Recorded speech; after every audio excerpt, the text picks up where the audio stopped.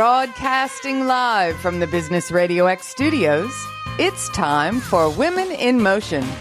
Brought to you by WBEC West. Join forces, succeed together. Now, here's your host.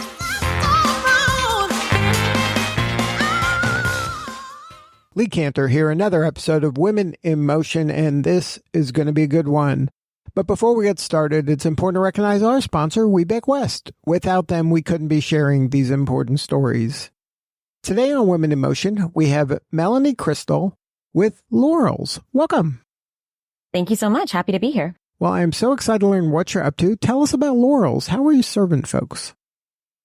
Yeah, so Lorals are a sexual wellness product that I had been basically dreaming up for several years. What I was realizing is that so many women were able to experience a variety of forms of intimacy, but often a lot of that intimacy was tailored to what felt great for their partner and what led their partner to be able to climax. And what I realized is through being a sex educator during college and through basically being involved with sex education for a couple of basically about 15 years after that point, I realized that what we generally think of as foreplay is the activity that will often lead women to be able to experience all of the joy of intimacy and to be able to have as many climaxes as possible. And yet there were so many products that were designed for intercourse rather than foreplay. And so I realized that I really wanted to dedicate a company to the activities during intimacy that helped women experience so much joy and excitement and led them to climax. And so my company is called Lorals. It is short for our tagline, Love Oral Always. And we essentially make latex lingerie that is ultra thin, incredibly stretchy, and it allows women to be able to experience the full sensations of oral, but then it blocks anything that might be holding them back from fully enjoying the experience. So, for example, our products are FDA cleared to protect against STIs.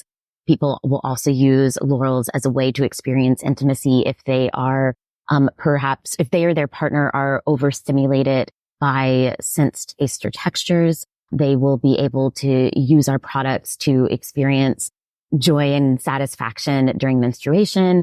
They'll be able to use our products to experiment and have fun, maybe in a way that's sort of informed by 50 Shades of Grey, and basically be able to pull these on as sexy latex lingerie and say yes every single time.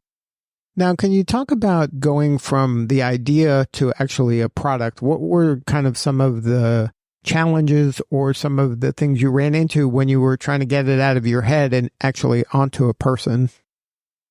Yeah, so this was a very involved product to bring to market, probably much more so than I anticipated when I came up with the idea for the company. So there is a product called dental dams or oral dams that has been on the market for about 30 years. As you might guess from the name dental dam, it actually is a product that was originally derived from dentistry, basically a 10-inch by 6-inch sheet that was designed to isolate a tooth during a dental procedure, but then over time it became the go-to product for STI protection during oral sex on a woman. And when I was a sex educator and teaching about dental dams, I really felt like they had a lot left to be desired. You had to hold them in place. You had to ensure that they didn't flip over to the other side and potentially pass STIs on to the person that you're deliberately trying to prevent them from being transmitted to. You also, have this product that didn't really have any marketing behind it and certainly didn't have a lot of design work done towards it. So I really wanted to reinvent that product and create something that was hands-free, that was beautifully designed, that really felt like fun lingerie. And so I spent some time initially figuring out what type of manufacturer would make this product. Would it be a clothing manufacturer, or would it be somebody who has a lot of experience making latex products like condoms and gloves? And it quickly became clear that the condom and glove experience and knowledge and expertise of being able to create multiple of these products using sophisticated machinery and ensure that they are ultra thin, they're incredibly stretchy, that they, don't have holes, that they can be stretched without breaking, those kinds of things, that experience really existed in condom and glove manufacturers. And so after I realized that, I learned that the brain center for condom and glove manufacturing is located in Malaysia. Basically, the world's largest number of condoms and gloves is produced in Malaysia. So although Malaysia was very far to me, I had, never been to that country before. I hadn't even been to Asia at that point before. It also was convenient to know that really, if I wanted to get more involved in this industry, there was like one country that I could explore that would lead me to a lot of knowledge regarding this particular kind of product manufacturing. And so I started networking from afar, and I connected with several factories, probably about a dozen factories in Malaysia. Started speaking with them generally about the type of product I was making. And then I arranged several appointments with factories out in Malaysia. And so several years ago, I had my first trip out to Malaysia, and I met with probably at that point 8 or 9 different factories to figure out who was the best partner to work on with this. And so many trials and tribulations through meeting with different factories, figuring out which one was the right one, then doing a ton of prototyping, a lot of product development. There were plenty of ups and downs that entire time, but we eventually got this incredible product and we were able to bring it to market. So how long did it take from kind of idea to a product? Yeah, it was about 3 years from the time that I started working on this to the time that we were in the market and selling the product. And I initially was maybe a little bit disappointed in myself, like, why didn't it happen faster? And then I learned that one of the most recent condom innovations, which was basically to take the existing structure of a condom and turn it into a whole bunch of small little hexagons.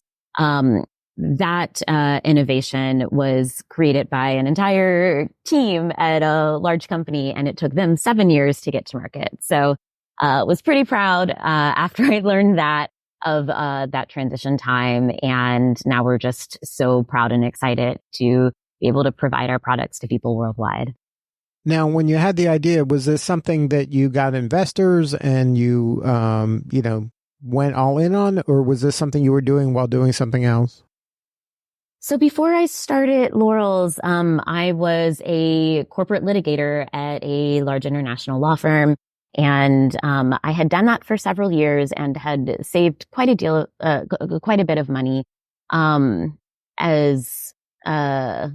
watched all of my friends buying houses and, investing in real estate, which was, probably a very smart thing to do as well. But that wasn't really my dream. And I was trying to figure out, what am I going to do with, this money that I've saved up, and like, how am I going to use it to make the impact on the world that I want to be able to do? And so having that money saved, definitely helped tremendously in being able to bring Lorals to market.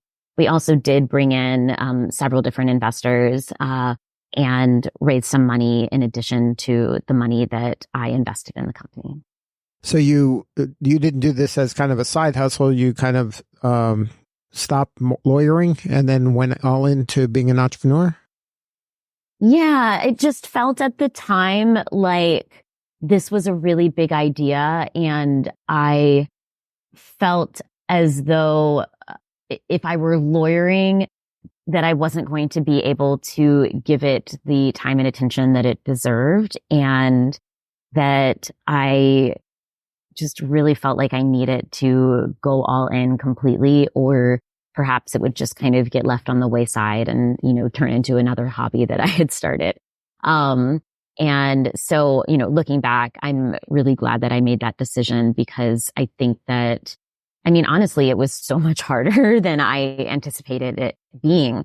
And I think that there would have been so many opportunities to just let it go and quit along the way, quit Lorals, that is. And I'm so glad that that was not an easy decision to make, to quit it and to have to, try to find a new career again, or to go back to law, but kind of, start from scratch.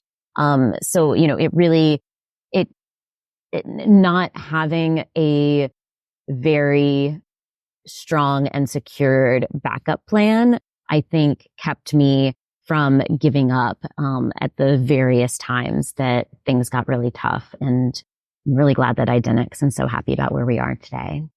Now, can you maybe share some advice for other people that are maybe in corporate jobs that appear secure and that are financially rewarding, but they have this itch that they'd like to scratch of a dream or an entrepreneurial path, but they haven't kind of taken the leap yet? Any advice for going through that decision-making process? Yes, absolutely. So I would spend a lot of time thinking about, what are your values in life? What is important to you overall? How do you want to spend your day to day? And also what kinds of resources you need to have at your disposal in order to feel secure and comfortable and happy. I think that varies tremendously from person to person.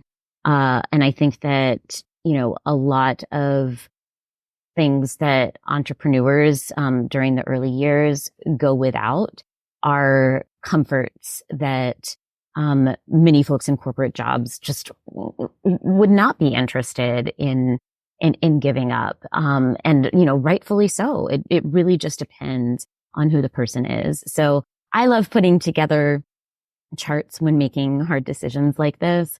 So personally, what I would probably do is kind of list all of the things that are important to me, in my daily life, and, like goals and values, and then probably assign weight to each of those things, and then go through and look at my plan for, what would it mean to continue in my corporate job? What would it mean to continue, or to go off and do this venture? And then, I don't know, maybe a third option of something, in between that's still within the corporate realm, but maybe utilizes different skills or passions that the person has. And then I would kind of do this like weighted analysis of each of those options, and like figure out numerically how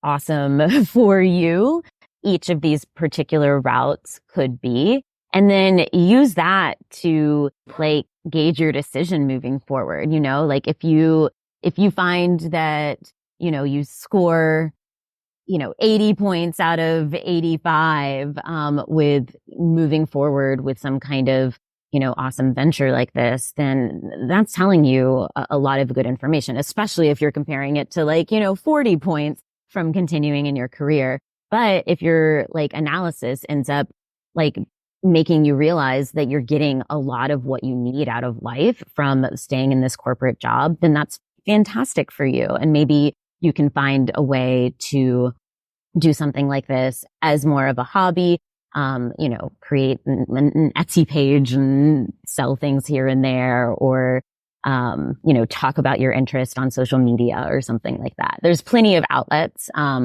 to do creative pursuits that, do not involve quitting your corporate job and, throwing everything at this one particular passion and interest of yours. So, I would say figure out, what is important to you and what is going to get you to that point. And there's a couple of books that I recommend for that. One of them is What Color is Your Parachute, which is a really awesome career change book that helps you really evaluate what you're looking for in a workplace and in a career. I also read and enjoyed 4-Hour Workweek by Tim Ferriss.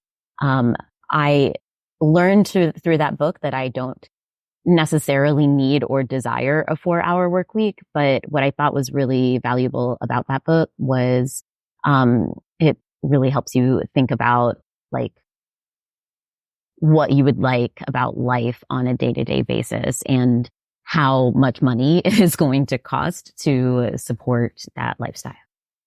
Now, you mentioned that it took 3 years from idea to actually having a product in your hands. Were you getting clues that the market was receptive to this along the way, or was this kind of, build it and they will come until the very end when you actually had a product and you're like, okay, now we'll see if anyone's actually going to buy this? Oh, that's such a great question. And absolutely, I think that, to modify my advice from the last question, I do think that if you have a product that you are personally excited about, you really do want to test the market and figure out whether there is interest. That's actually a component of the 4-Hour Workweek book. It goes into some detail about how to test the market and figure out whether there is interest out there. And, I engaged in a variety of surveys and tests to ensure that this wasn't just something that I wanted, but that it was something that a wide variety of people wanted. And one of the things that I learned through that is, I think that oral dams have, like I mentioned, existed for about 3 decades. And, it's a relatively large market. I don't know. Millions of units are sold per year. It's not tens of millions. So it's not a huge market. And that it felt like I knew, and our surveys reiterated the fact that we were going to be making a really notable improvement to dental dams and oral dams, when they're used in an intimate context. But is improving on a product that sells several million units a year. Is that a large enough market? But what I learned through all of these customer interviews and surveys and all of those kinds of ways of assessing the market was that, the oral dam was not serving the full range of interests people potentially had in a product that, facilitated intimacy in this way. If you are, feeling shy about intimacy for example, a lot of folks would tell me, I really love the sensations of oral, but then when it comes to the reality of it, I don't want somebody up close and personal like that. Those folks are not going to utilize an oral dam in their activities. They're already feeling shy and uncomfortable. They're certainly not going to want to hold up this, bright colored sheet of latex in front of them. But the idea of incorporating lingerie into that activity is suddenly really exciting and erotic. And then there's a variety of other use cases that wouldn't have worked for an oral dam. But then when you, are talking about ultra thin, sexy, lingerie, then the market suddenly becomes so much larger than millions of units per year. And so that was an important thing that I learned during this surveying research process, that, the interest of the market in a product that does what Lorals do, was not being adequately served by oral dams. And thus our market for Lorals could be basically 7 to 8 times larger than the existing oral dam market. Plus, if we turn oral dams into something that is easy to use and fun to use, that massively increases the potential size of the oral dam market as well. Right. That becomes the floor, not the ceiling. Exactly. Now, why was it important for you to become part of the We Back West community? Yeah, so that was one of the recommendations by a mentor that I have at JP Morgan. She was, talking about all of the awesome small and medium-sized businesses that she works with that are in a growth stage, and was saying that so many of them are able to benefit from basically having their diversity-related credentials certified by these independent agencies like WeBank. And that was leading them to be able to work with large buyers who have so many choices of potential vendors and will often, provide additional support for folks that fit within the diversity spectrum.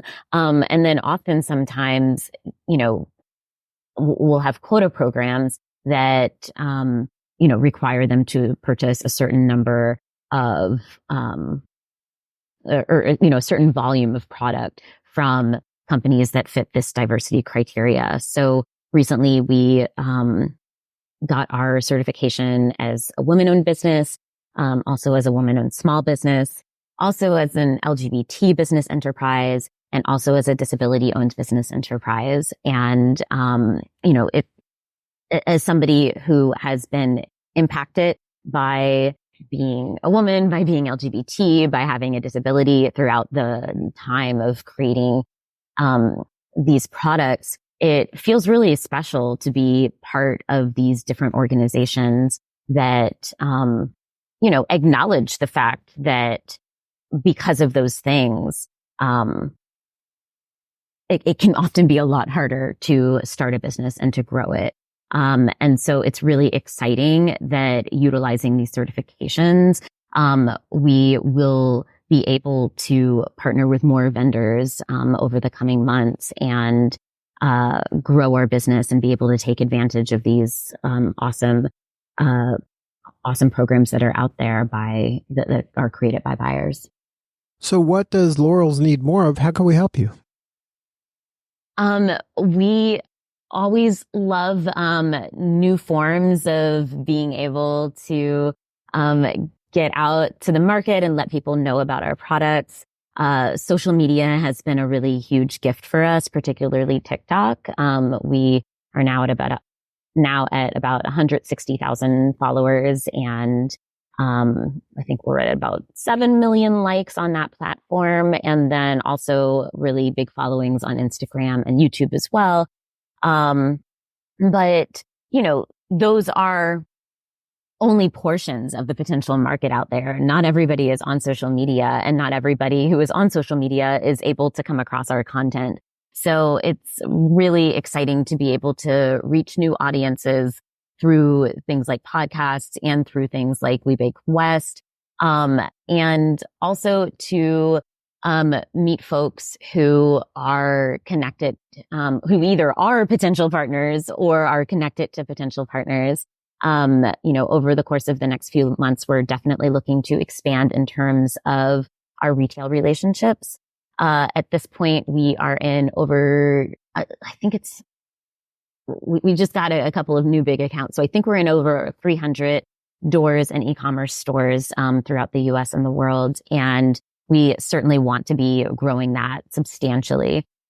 And so we're making a lot of efforts to connect with retail partners. We also are sprucing up our packaging so that it, flies off the shelf and is able to explain really clearly and in a fun and exciting way what these products are. Yet, we recognize that we are making intimacy products, and it's something that a lot of folks are shy about. And so, we have figured out how to talk about our products in a way that is inviting and, helps people feel comfortable bringing this product up to the register and purchasing it and going home and having a wonderful, exciting time. So yeah, looking for new ways to reach new markets, new retail partnerships, and we just welcome any kind of exchange and connections that are out there. So if somebody wants to learn more, is there a website, or you mentioned several social channels? Like, what's the best way to connect? Where can they look? Sure. So our website is mylorals.com, and that's spelled MYL Oral S. So MYLORALS.com. And then our handle on all of the socials is at mylorals. Also, you are welcome to reach out to us at hello@mylorals.com. Well, Melanie, thank you so much for sharing your story today. You're doing such important work and we appreciate you. Thanks so much. Really appreciate that. And thanks for, providing this podcast for founders and CEOs and for having me on it. All right. This is Lee Kantor. We'll see y'all next time on Women in Motion.